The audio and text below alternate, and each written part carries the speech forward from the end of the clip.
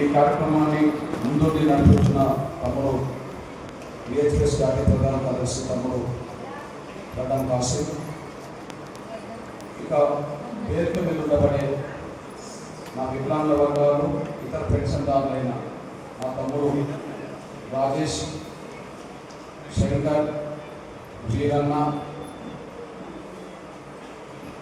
రజిత, కర్ణాకర్, నాలయ, హరినాయక్, ఉపేందర్, రమేష్, మధు, ధనుంజయ్ గౌడ్, మంజుల, జంగయ్య, ఎల్లారెడ్డి, వీరయ్య, భాను, హరినాయక్, సోదరులు దశరథం, వెంకటరెడ్డి, నాగరాజ్, ఇంకా మర్చిపోయిన ఉంటే నా సోదరులకు ఈ సభలో పాల్గొన్న నా వికలాంగుల వర్గానికి సంబంధించిన నా సోదరులు, నా వృద్ధులైన నా తల్లిదండ్రుల వయసున్న పెద్దలకి, భర్తల కోల్పై బాధల్లో ఉండబడే విద్యార్థులు, ఒంటరి మహిళలు,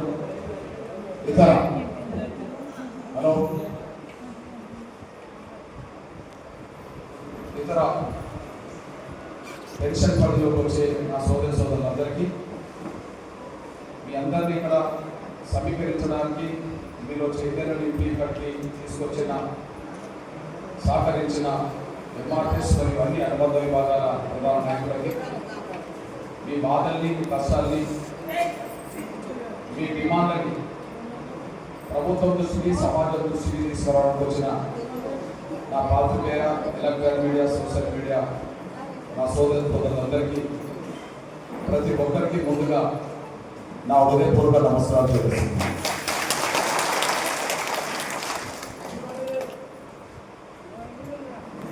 దయచేసి ఇది ఇంతవరకే ఆలస్యమైన మాట వాస్తవమే.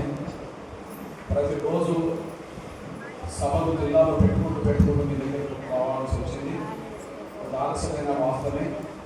మీరు ఇంటిపై తొందరలో ఉండవచ్చు, కానీ మీరు ఇంటిపై చేసేది కూడా ఏమి లేదు. ఒక అర్ధగంట సమయం మీరు ఇక్కడ వెచ్చించి కొంత చెప్పే విషయాన్ని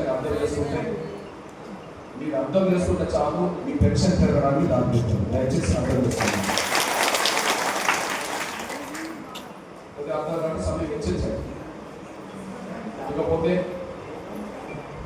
నా పాత్రికేయ మిత్రులారా, కొన్ని విషయాలు మీ నోటీసులకు వచ్చే విధంగా ప్రయత్నం చేస్తాను. వికలాంగుల పెన్షన్ పెంచే విషయంలో వృద్ధుల, వితంతుల, ఒంటరి మహిళల, నేత, పీడి, అదే సమయంలో గీత కార్మికుల పెన్షన్ పెంచే విషయంలో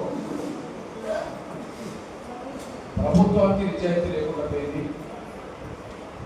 అడిగే విషయంలో ప్రతిపక్షాలకు నిజాయితీ లేకుండా,